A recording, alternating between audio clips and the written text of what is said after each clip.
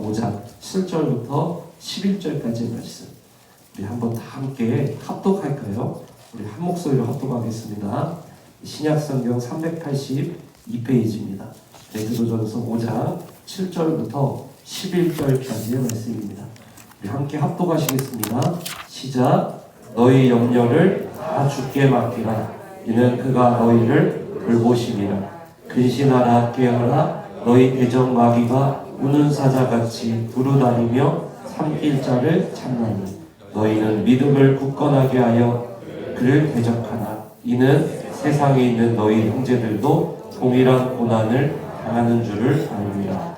모든 은혜의 하나님 곧 그리스도 안에서 너희를 부르사 자기의 영원한 영광에 들어가게 하신 이가 잠깐 고난을 당한 너희를 친히 온전하게 하시며 굳건하게 하시며 강하게 하시며 혀를 견고하게 하시리라. 권능이 세세 무궁하도록 그에게 있을지어다. 아멘. 우리 설교 제목을 같이 한번 읽어보겠습니다. 시작. 넥스트 코로나 잠자는 믿음을 깨워라. 아멘. 오늘 이 설교 제목을 가지고 베드로전서 5장 7절부터 11절 하나님께서 주시는 그 말씀을 받도록 하겠습니다. 지금 전 세계적으로 챗 GPT라는 게 난리죠. 이게 이제 오픈 AI라고 하는 회사에서 이제 만든 그러한 대화형 이제 AI인데요. 이거 뭐 나온 지 꽤 됐기 때문에요. 저도 이게 나와서 처음에 이렇게 좀 활발하게 좀 소식들이 나올 때 저도 궁금해가지고 그때 한번 그걸 한번 써봤거든요. 그런데 참 그거를 쓰면서 제가 느낀 그 충격이라는 게 사실은 뭐 꽤 컸었습니다. 왜 그러냐면요.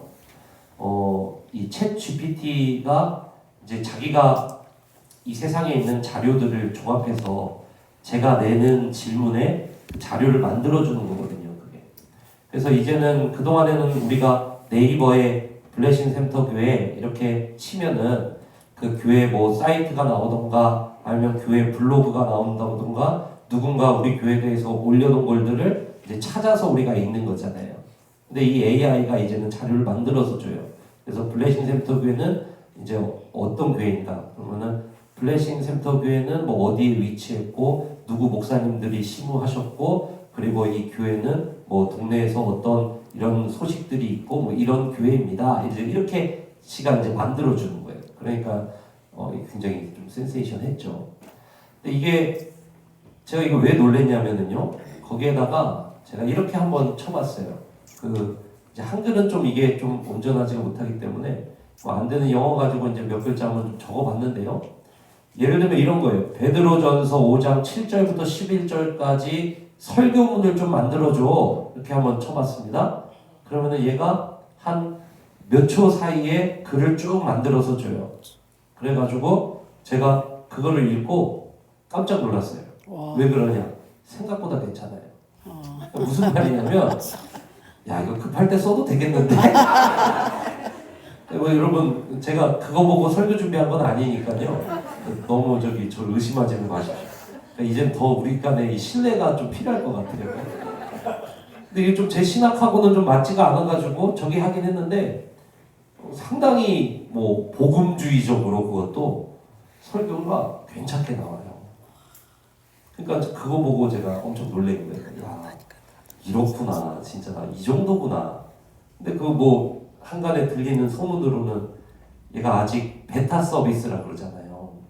그러니까 정식으로 오픈되고 더 많은 자료들을 얘가 학습하면 학습할수록 더 얘가 정교해진다는 거예요.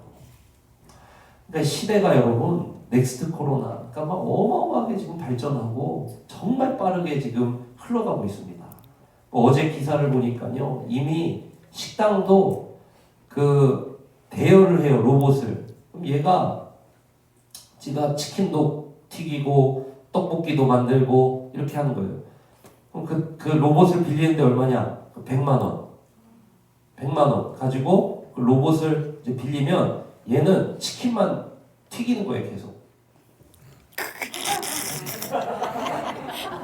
쉬지도 않아 얘. 계속 그냥 튀기.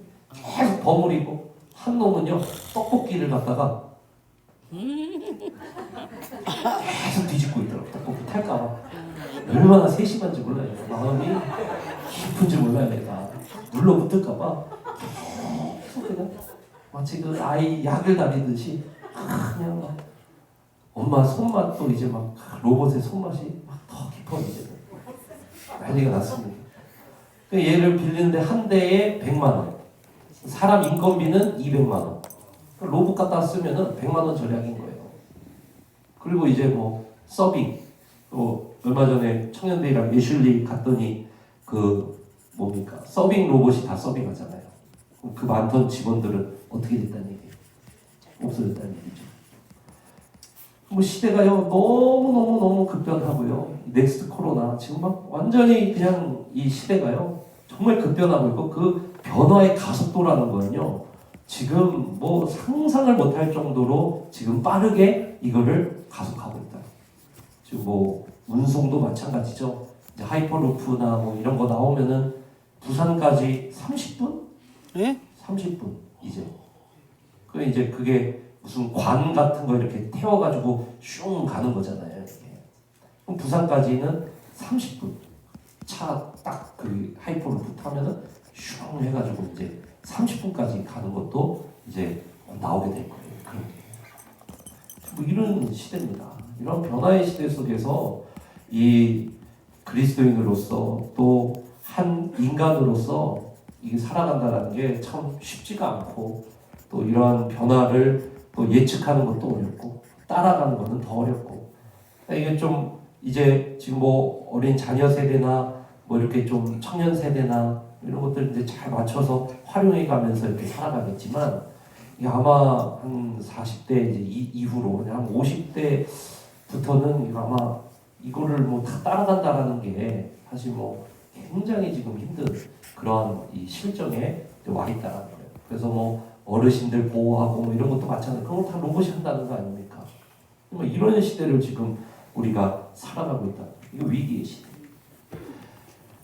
근데 뭐 일자리 없어지고 뭐 그런 거는 뭐 둘째치고 그냥 그건 너무 극단적인 생각이고 오히려 그걸 통해서 일자리가 더 많아진다는 거 아닙니까? 뭐 그러니까 일자리 걱정 사실은 할 게 아니라 그랬어요. 그런데 그것도 뭐 한 30대까지 이야기지. 뭐 그 뒤로는요 정말 이미 많은 부분을 대체하고 있기 때문에요. 저 어르신들 그리고 또 은퇴 전에 요 나이대들, 요 나이대에 계신 우리 또 어른들, 이 장년들 이 층이요 지금 너무나도 그것 때문에 지금 위기요 그게 막 힘들다는 거 아니에요. 점점 일자리가 더 이렇게 좀 양극화되고 또 세대 간의 양극화되고 이래서 그게 뭐 한 30대 이전까지가 일자리가 많아지고 기회가 많아진다는 거지 50대 이상 뭐 이렇게 되는 이야기가 해당이 되는 이야기가 아니에요. 그러니까 아마 세대 간의 이 일자리 양극화도 굉장히 지금 이게 심각하게 이어진다. 그런데다가 요새는 또 그 퇴직도 빠르잖아요. 60대 60대시면은 지금 뭐 다 젊으신데 얼마나 또 멋지시고 막 여기 막 기운도 있으시고 막 이러신데 지금 막 이런 지금 우리가 살아가고 있는 이 넥스트 코로나 이 일반적인 사회 모습이 이렇다는 거예요. 그러니까 뭐 아마 뭐 너무 걱정하지 마라 이런 말은 많지만 뭐 걱정하지 않을 그렇게 근데 사실 해 아래 새 것이 없다고 여러분 위기나 고통이나 죽음은 인간에게 사실은 늘 있어왔던 일입니다. 이건 새 것이 아니에요. 원래 있었던 일이에요. 그렇다고 쳐도 이 시대를 여러분 한번 가늠해 보십시오. 이 시대는 예수님이 언제 오실지 모르는 시대이기 때문에 예수님은 언제 오신지 말씀을 안 하셨어요. 그때가 언제라고는 말씀 안 하셨어요. 징조만 말씀하셨지 그때가 언제라고는 결코 말씀 안 하셨어요. 그러니까 심지어 사도들조차 예수님을 옆에서 이 모셨던 그 사도들조차 예수님이 언제 오실지 가늠이 안 되는 거예요. 그러니까 예수님 그 이야기인 복음서는 써놓지도 않고 전도만 하다가 슬슬 한 명씩 죽기 시작하니까 부랴부랴 60년, 70년대에 기록한 게 그게 마태, 마가, 누가, 요한복음이에요. 그래서 마태, 마가, 누가, 요한복음은 바울이 쓴 글보다도 10년에서 20년은 늦습니다. 왜냐하면 자기 때에 예수님이 바로 오실 줄 알았거든요. 그러니까 그만큼 몰랐다는 거예요. 그래서 그리스도인은 위기라는 것은 사실 태초부터 지금까지 인간에게 위기, 죄, 죽음, 악함 이런 것은 계속해서 있어 왔다. 특별한 위기도 없고 뭐 그렇다고 특별히 어렵지 않은 시기도 없고 특별히 고민 있는 시기도 없고 특별히 고민 없는 시기 늘 그런 것들은 있어 왔다. 그런데 지금이 특별한 시대인 것은 무엇이냐? 예수님이 언제 오실지 모르기 때문에 지금은 늘 마지막 때라는 이 경각심을 가지고 살아가고 있어야 된다는 거예요. 그래서 시대가 아무리 변화되고 이런 건 늘 이 모든 시대는 변화가 되어 왔었고요. 특별히 뭐 지금은 가속도나 이런 그 변화의 폭이 너무 크기는 하지만 늘 인간은 변화해 왔고 늘 인간은 위기에 왔고 늘 인간은 일자리의 위기를 겪어왔고 늘 인간은 병의 위기를 겪어왔고 늘 인간은 전염병의 위기를 겪어왔고 늘 인간은 무엇입니까? 마지막 때가 한 번도 끊였던 적이 없어요. 예수님 오시고 나서부터는 종말이 끊였던 적이 한 번도 없습니다. 늘 매일매일이 종말이에요, 사실은. 그런데 지금 이 시대가 특별한 게 뭐냐?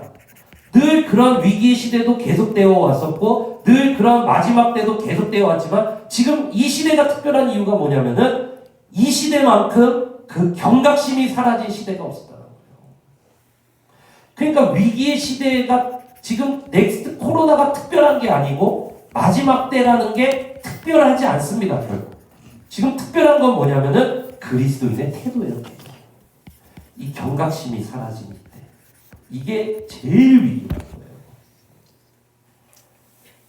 그래서 여러분 우리 베드로전서 오늘 우리가 읽었는데요. 이런 말씀은 우리에게 종말의 삶, 그리스도인의 이 마지막 때, 종말의 라이프 스타일이 어떠해야 하는지를 우리에게 전해주는 거예요. 네, 말씀 한번 보겠습니다. 자, 8절, 9절 한번 읽어보세요. 자, 같이 한번 읽습니다. 시작. 근신하라 깨어라 너희 대적 마귀가 우는 사자같이 두루다니며. 그렇죠. 그러니까 모든 그리스도인의 시대는요. 우는 사자 마귀가 두루다니면서 우는 사자같이 두루다니면서 삼켜버릴 자를 찾는 시대가 이게 마지막 때라는 거예요.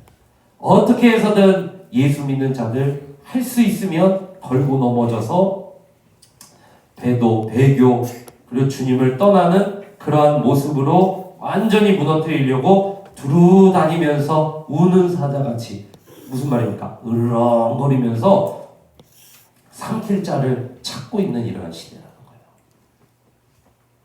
그래서 9절을 한번 읽어보세요. 9절 같이 한번 읽어봅니다. 시작. 너희는 믿음을 굳건하게 하여 그를 대적하라. 이는 세상에 있는 너희 형제들도 동일한 고난을 당하는 줄을. 그러니까 베드로 사도는 9절에서요. 이 고난은 그리스도인에게 전 세계적인 교회가 다 당하는 게 이게 고난이다. 그러니까 그리스도인에게 있어서 우는 사자 마귀, 그 마귀가 어떻게 해서든 그리스도인들을 넘어뜨리려고 하는 것은 전 세계적 그리고 전 세대적. 그러니까 지금까지도 마찬가지고 이 말씀이요. 8절 9절이 이게 그리스도인이 당하는 전 세계적 그리고 전 세대적 유혹과 고난의 모습을 보여준다.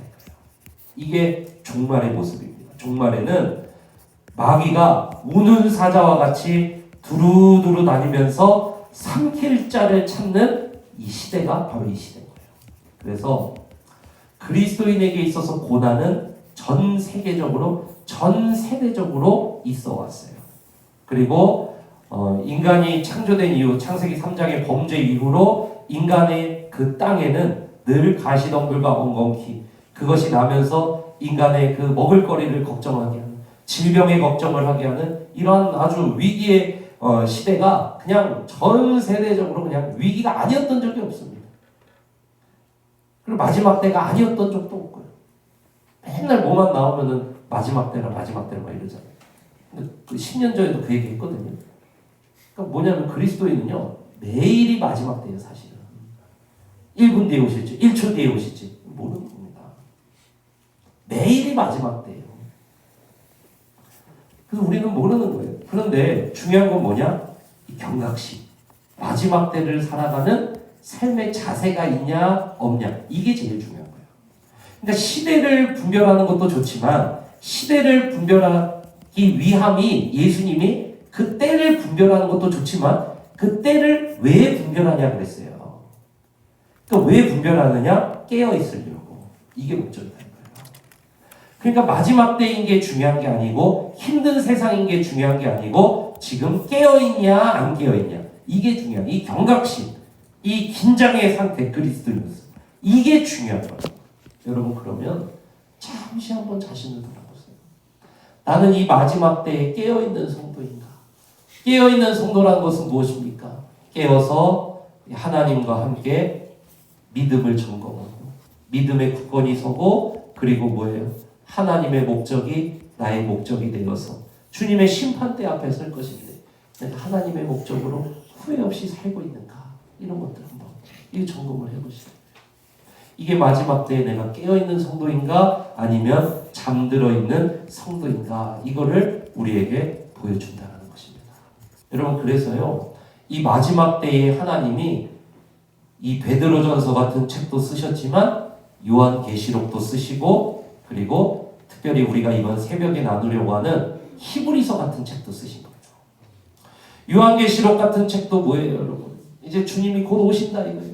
그래서 모든 것을 승리하신다 이거예요. 그러니까 깨어서 인내하라 이게 메시지예요. 요한계시록. 곧 우주적인 승리가 임한다. 그러니까 인내하라 이게 메시지다 이거예요. 히브리서는 뭐냐? 히브리서는 곧 환난의 때 놀라운 이런 위기의 때에 배도하지 말고 배교하지 말고 우리의 주인 되신 예수 그리스도를 보고 따라가자 이렇게. 그래서 히브리서 12장 4절 한번 읽어보실래요? 자 한번 띄워봐 주세요. 히브리서 12장 4절. 자 한번 읽어보세요. 시작. 너희가 죄와 싸우되 아직 피 흘리기까지는 이게 정욕적인 싸움을 이야기하는 게 아니에요. 우리 정욕적으로 많은 죄를 이야기하잖아요. 근데 이게 어떤 맥락에 있냐면요. 이게 바로 예수 그리스도가 대적과 싸우면서 순종하셨던 그러한 이제 맥락이 있는 거예요. 그러니까 여기서 말하는 피 흘리기까지 대항한다는 것은 어떤 적대적인 세력과 대항해서 그 배교하지 마라 이런 맥락이 있는 거예요. 그 말은 뭐냐면은 너희가 죄와 싸우되 아직 피 흘리기까지는 대항하지 아니었다 이 말이죠. 그러면은 히브리서를 받아서 있는 독자들 그 교회가 아직 순교하는 영혼들이 많이 없었다는 거예요. 순교는 안 하고 뭐만 많냐? 배도하는 사람만 많았다는 뜻을 이걸 보여주거든요. 그래서 이 히브리서는 보통 사람들이 AD 70년 이전에 히브리서가 쓰였을 거다 이렇게 봐요. 왜 그러냐? 히브리서에 보면은 그 유대인들이 제사 드리는 게 예수님을 믿어서 내가 죄 사함 받는 것보다 내가 가서 직접 제사 드려야 내 죄가 사해지는 것 같은 그 유대교의 매력을 느껴서 다시 유대교로 막 돌아가려고 그래요, 이 사람들이. 그래서 그러지 마라. 예수님이 십자가에서 너희 죄를 단번에 사하셨기 때문에 우리 더 이상 제사 안 드린다. 이거를 전하거든요. 그런데 왜 학자들이 AD 70년 이전에 히브리서가 기록되었을 거라고 보냐면요. AD 70년에 그 예루살렘의 성전이 파괴가 돼요. 로마가 이제 예루살렘으로 쳐들어오면서 완전히 그 성전을 무너뜨리면서 제사가 거기서 끝이 납니다. 더 이상 제사를 안 드려요. 그러니까 70년 이후에 히브리서가 써졌다면은 어차피 제사도 못 드리는데 거의 매력 느껴서 돌아갈 일이 없잖아요. 그러니까 사람들이 뭐냐면 70년 이전으로 보는 거예요. 그런데 제가 왜 이 대목에 주목을 하냐면요. 히브리서가 그래서 보통 50년에서 60년 사이에 50년에서 70년 사이에 쓰여진 게 히브리서일 거다. 학자들은 이렇게 봅니다. 그러면요. 60년 중반부터 해가지고 그때 무슨 일이 일어나냐면은 그때 네로가 통치할 때예요. 그때는. 그러니까 무슨 말이냐. 히브리서에 너희가 아직 싸우되 피 흘리기까지 싸우진 아니하였도다. 그러니까 너희가 아직 순교할 정신으로 깨어있지는 못하다. 그러고 막 배교에서 돌아간다. 그러니까 그러지 마라 하는 게 히브리서라고 했잖아요. 이 히브리서가 전해지고 불과 짧으면 5년, 길면은 10년에서 20년 뒤에 엄청난 숫자의 순교자가 나오는 대핍박의 시대로 교회가 들어가게 돼요. 그 미리 앞서서 보내진 게 뭐냐면 히브리서예요. 그래서 거기에 이 12장 4절과 같은 저런 문장들이 쓰여져 있는 거예요. 그러면 히브리서를 받아서 읽었던 자들은 이 말씀들을 통해서 붙잡았다라면은 이 사람들은 아마 배교하지 않았을 거예요. 배신하지 않았을 거예요. 주님을 버리고 떠나지 않았을 겁니다.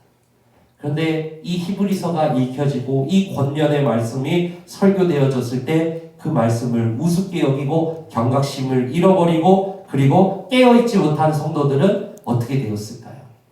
그 사람들은 히브리서의 문맥으로 보면은 흘러내려가는 사람들처럼 수많은 사람들이 주님을 버리고 떠나가는 그 대열에 합류했을 것입니다. 사랑하는 성도 여러분, 그래서 종말의 때는요, 시기와 그 때를 분별하는 것보다 더 중요한 것은 왜 시기와 때를 분별해야 하는가, 이게 더 중요한 거예요. 그게 뭐냐? 깨어있으라고. 종말을 준비하고 경각심을 가지고 주님의 목적을 가지고 살아가라고. 그러니까 깨어있으라. 이게 목적이다 이거예요. 그래서 여러분 오늘 베드로전서 5장 8절에서 9절 다시 한번 읽어보면 8절에서 근신하라 깨어라 너희 대적 마귀가 오는 사자같이 두루다니며 삼킬 자를 찾나니 근신하여 깨어있으라. 교회의 마지막 때를 살아가는 성도들에게 어떤 삶의 자세를 가지고 살아가느냐? 근신하라 깨어라. 이 말씀을 선포하신다는 사실을 여러분 믿으시길 축복합니다. 근신하고 깨어있어야 돼요. 교회는 마지막 때에 여러분 지금은요 너무나도 속가지는 그러한 시대입니다. 그 키를 들고 정말 알곡과 가라지를 가르는 것과 같이 너무나도 속가지는 그러한 시대입니다. 정말 믿음 좋은 그러한 사람, 정말로 그러한 역사도 많이 일으킨 사람, 그 정말로 전도도 많이 한 사람, 정말 1등 크리스천이라고 여겨졌던 사람들이 떠내려가고 있는 그러한 시대를 여러분 지금 우리가 살아갑니다. 겉으로 보여지는 신앙이 아니라 이제는 정말로 근심하여 깨어서 주님 그 믿음 위에 굳건히 서는 이 종말의 때를 준비하는 여러분 되시기를 축원합니다. 과거의 신앙도 필요 없어요. 지금 다시 세워져야 된다는 것입니다. 우리 블레싱 센터 교회에 대한 그 뉴스 기사가 2013년 2월에 이런 기사가 있어요. 이게 뭐냐면은 작지만 강한 교회가 영성 회복과 부흥의 원동력입니다. 아마 원로 목사님이 표현하신 것 같아요. 그래서 사도적 목회로 하나님의 영향을 세상에 나타내는 블레싱 센터 교회 해가지고 우리 교회에서 했던 사도적 리더 그리고 그 우리 교회에서 했던 강소영 교회 이러한 목회에 대한 그 뉴스가 2013년 2월 26일 기사에 이게 있는 거예요. 여기 보면은 우리 블레싱 센터 교회가 부흥의 원동력입니다. 이렇게 막 외치면서 마치 우리 블레싱 센터 교회가 저수지 교회 같은 그러한 교회를 감당했다. 생태계를 살리는 정말 이러한 진짜 그 생명의 샘터의 그 역할을 감당했던 교회라는 거예요. 근데 여러분 과거의 영광에 취하는 게 이게 제일 어리석은 짓입니다. 우리 블레싱 센터 교회가 이 마지막 때에 여러분 깨어서 정말 과거의 영광을 뛰어넘는 이 시대의 새로운 대안이 되시기를 주님의 이름으로 축복합니다. 그럼 도대체 이 마지막 때에 해야 할 깨어있다라는 게 뭐냐? 그 세 가지입니다. 우리 같이 한번 읽어보겠습니다. 10절 같이 한번 읽어봅니다. 시작. 모든 은혜의 하나님 곧 그리스도 안에서 너희를 부르사 자기의 영원한 영광에 들어가게 하시니가 잠깐 고난을 당한 너희를 친히 온전하게 하시며 굳건하게 하시며 강하게 하시며 터를 견고하게 하십니다. 이게 제일 베이스예요. 우리 구원의 주권이 우리 하나님께 달려있다는 사실, 그 믿음 위에 첫 번째로 서게 되시기를 축복합니다. 10절이 베이스입니다. 이게 제일 굳건한 터라는 거예요. 그래서 10절을 다시 보면 모든 은혜의 하나님 곧 그리스도 안에서 너희를 뭐하사? 부르사 자기의 영원한 영광에 뭐하게 하시니? 들어가게 하시니가 잠깐 고난을 당한 너희를 친히 뭐하게 하시며? 온전하게 하시며. 이 믿음 위에 서야 되는 거예요. 그래서 우리의 구원은 우리에게 달려있는 것이 아니라 우리를 친히 온전하게 하시고 우리를 친히 굳건하게 하시고 우리를 친히 강하게 하시고 우리의 터를 친히 견고하게 하시는 하나님의 주권에 달려있다는 사실을 믿으시길 축복합니다. 근데 믿음은요, 이게 하나님의 모든 역사지만 우리가 연초에 여호수아서를 통해서 보았잖아요. 이미 줬어요. 그 땅을 이미 줘서 들어가게 하시지만 그것은 동시에 믿음을 가지고 행함으로 나타나던 자들의 것이라는 것을 믿으시기 축복합니다. 그래서 히브리서가 그렇게 행위를 강조하는 거예요. 그거는 그냥 모든 사람이 들어가는 게 아니라 정말로 구원을 받아서 정말로 주님이 친히 들어가게 하시는 은혜 아래에 있는 성도라면은 그 믿음을 보여라. 이게 히브리서예요. 그러니까 종말의 신앙은 믿음을 보여야 할 때입니다. 지금 깨어서 주님 앞에 주님을 향해서 주님의 목적이 내 목적되고 주님의 교회를 세우는 성도가 되고 주님의 성도를 사랑하고 세워가는 그러한 성도가 되고 가정을 구원하고 일터를 구원하고 하나님이 맡기신 모든 것으로 정말 하나님의 영광을 위해 살아가는 이러한 믿음을 보여야 할 때가 이게 마지막 때. 이게 베이스가 뭐냐? 10절이 이게 바로 마지막 때를 살아가는 아주 기본적인 베이스. 이게 믿음. 믿음이 깨어나야 돼요. 이게 베이스라는 거예요. 그래서 그 주님을 붙들고 살아가는 그 믿음이 누구를 천국으로 끌고 가느냐?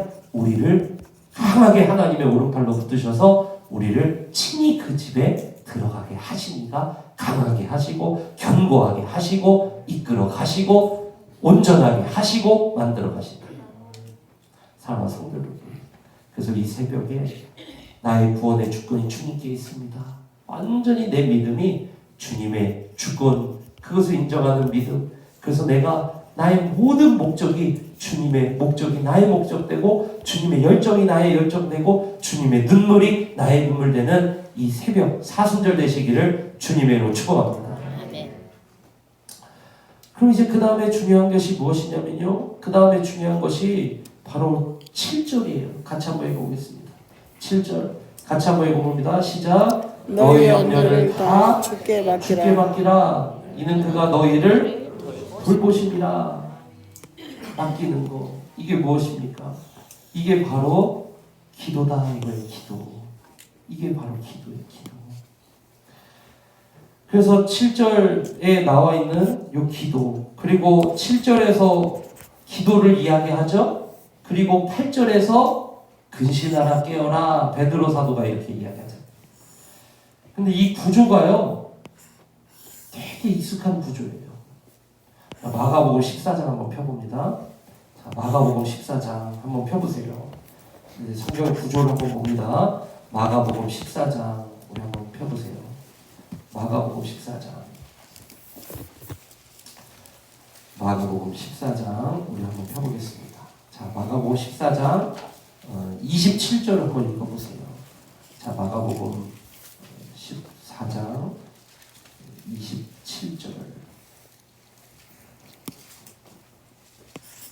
자, 같이 한번 읽어보세요. 시작. 예수께서 제자들에게 이르시되 너희가 다 나를 버리리라. 이는 기록된 바 내가 목자를 치니 양들이, 그렇죠, 제자들에게 입장에서는 종말이 느닷없이 찾아오고. 그런데 31절 한번 읽어보세요. 같이 한번 읽어봅니다. 시작. 베드로가 힘있게 말하되 내가 주와 함께 죽을지언정 주를 부인하지 않겠나이다 하고 모든 제자도 이와 같이 말하라. 여러분, 이게 종말을 살아간다는 게 이게 말로 되는 게 아니거든요. 이게 베드로가 이러한 고백, 이게 고백이거든요, 여러분. 믿음의 고백은 말로 나타나는 게 아니거든요. 믿음의 고백은 삶으로 나타나는 거예요. 그럼 이 고백을 했으면 베드로는 배신하면 안 돼요. 삶으로 나타나야 된다고요. 근데 베드로는요, 말뿐이에요. 그러니까 믿음이 어때요? 공허하죠. 우리도 마찬가지거든요. 우리는 주여 주여 하거든요. 우리는 주님을 사랑한다 하거든요. 우리는 주님을 섬긴다고 하거든요. 근데 이게 공허할 수 있어요. 주님 편에서. 이게 믿음으로 나타나요. 진짜 행함으로 나타나요. 그래서 히브리서는 그 행함을 찾겠다는 거예요. 여러분 보십시오. 그런데 32절부터 보면은 겟세마네 기도 이야기가 갑자기 등장을 해요. 여기서. 그러면서 38절 한번 읽어보세요. 같이 한번 읽어봅시다. 시작. 시험에 들지 않게 깨어있어 기도하라. 마음에는 원이로되 육신이 약하도다. 그죠? 시험에 들지 않게 깨어있어 기도하라. 마음에는 원이로되 육신이 약하도다. 기도하라 이렇게 말씀하시죠. 육신이 약하도다 이 말씀이 이제 아마 후대에 마가가 자기 공동체에 이 복음서를 쓰면서 이 예수님의 이 대목을 이제 집어넣었을 때 아마 AD 60년 이상 뭐 한 70년 가까이 가서 또 이렇게 늦게 마가가 보고 만약에 쓰여지고 막 이렇게 했다면은 이미 교회는 대환란의 시대로 들어갔을 그 시점일 가능성이 높습니다. 그렇게 된다면은 아마도 예수님을 부인하고 떠나는 육신이 약한 자들이 많아졌을 때가 아마 이때였습니다. 그러면 공동체에 이 예수님의 어록을 마가가 전파할 때는 예수 그리스도께서도 종말의 때에 육신이 약하기 때문에 우리는 주님을 배반하고 떠날 수가 있다. 그러니까 그것을 막는 것이 무엇이냐? 그게 바로 시험에 들지 않게 깨어 기도하는 것이다. 이걸 선포하는 거예요. 그래서 여러분 시험에 들지 않게 깨어 있어 기도하라. 마음에는 원이로되 육신이 약하도다. 누가 주님을 배반하고 싶겠어요? 그런데 육신이 약하다 이거예요. 그래서 50절을 한번 보십시오. 50절을 보면 같이 한번 읽어봅니다. 시작. 제자들이 다 예수를 버리고 그 겟세마네에서 잠들어 있잖아요. 제자들이. 그러니까 깨어 계신 예수님만 십자가를 질 수 있으셨던 거예요. 그러니까 마가가 이것을 통해서 우리에게 보여주고자 하는 모습이 무엇입니까? 십자가, 그러니까 구원은 십자가를 진 자들의 것이다. 그런데 그러니까 종말에는 육신이 약하다 이거예요, 인간이. 그래서 우리가 돈 벌러 나갈 수도 있고, 뭐 주님보다 이제 주님이 더 이상 막 기대가 안 될 그런 믿음에 연약한 육신이 자꾸 나를 지배해 들어오고 그렇게 생각으로 약할 수도 있고 다양한 약함이 우리에게 존재할 수 있어요. 근데 그 끝까지 십자가 지는 사람은 누구냐? 결국 그 깨어 있는 자더라, 기도하는 자더라. 그러니까 깨어 있는 게 곧 기도하는 거예요. 그래서 오늘 말씀으로 다시 한번 돌아와 보십시오. 베드로 전서 5장 7절 8절 한번 보겠습니다. 자, 7절 다시 한번 읽어봅니다. 시작. 너희 염려를 다 주께 맡기라. 이는 그가 너희를 돌보심이라. 8절 근신하라.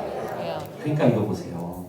베드로는 이때 잠들어 있어서 우는 사자같이 두루다니며 삼킬 자를 찾는 마귀에게 잡혀서 넘어진. 그러니까 마가복음이 쓰여졌으면 이미 교회가 그런 사람들이 많았다는 거예요. 그런데 베드로가 예수님의 제자잖아요. 이 구조를 똑같이 가져와서 이야기하는 거예요. 너희 염려를 다 주께 맡기라. 이 기도하라는 요청이거든요. 기도하라. 왜? 그렇지 않으면 우는 사자 마귀에게 잡혀먹혀. 그래서 깨어 있어라. 근신하라. 깨어라. 이 말은 아까 예수님도 뭐라고 했어요? 깨어 기도해라. 너희가 시험에 들까? 마음에는 원이로되 육신이 약하구나. 사랑하는 성도 여러분. 그래서 베드로가 종말을 살아가는 성도의 삶의 이 태도, 그게 뭐냐? 이 예수 그리스도의 은혜에 철저하게 뿌리박고, 이 믿음에 철저하게 뿌리박고, 그 믿음 위에서 나는 주님이 끝까지 나를 붙드신다. 이 믿음 위에서 그러면은 주님이 나를 끝까지 붙드시니까 이러면 안 되겠죠. 주님이 나를 끝까지 붙드신 줄로 믿습니다. 주님 나를 천국까지 인도하신 줄 믿습니다. 이게 믿음 없습니다. 믿음 있으면 뭐냐? 주님이 나를 끝까지 붙드실 줄 믿습니다. 10절에 뿌리 받고 그러니 깨어서 기도하는 성도. 사랑하는 성도 여러분. 그래서 이번 40절 근신하라 깨어라 깨어 기도하는 자리로 여러분들 초청합니다. 그래서 이것이 예수님이 가르쳐준 종말을 살아가는 라이프 스타일이요. 그리고 베드로 사도가 그대로 배워서 그 구조를 가져다가 그대로 우리에게 전하는 이 라이프 스타일. 그리스도인의 마지막 때 이 모습, 경각심, 깨어서 기도하는 것. 이게 믿음이다 이거예요. 그래서 여러분 이번 넥스트 코로나 잠자는 믿음을 완전히 깨어버리는 여러분 되시기를 주님의 이름으로 축복합니다. 아멘. 그래서 마지막으로 11절에서 뭐라고 이야기합니까? 권능을 이야기하죠. 맞습니다. 여러분 성령의 권능이 세 번째로 우리를 끝까지 동행하시면서 성령을 따라가십시오. 그분이 세세무공토록 그 하나님의 권능이신 성령께서 우리 하나님과 함께 계시면서 또 그 성령을 우리에게 부어주셨잖아요. 그에게 권능이 있는 거예요. 그래서 그 세세무궁토록 영원한 권능을 가지고 계신 그 주님의 통치력이 그 파워가 오늘 이 시간 우리 그리스도인들에게 동일하게 부어졌다는 사실을 믿으시고 여러분 성령을 따라가게 되시기를 주님의 이름으로 축복합니다. 아멘. 그러면은 이 마지막 때 반드시 깨어서 우리 블레싱 센터 교회가 반드시 주님을 따라가는 그런 복된 교회로 서게 될 줄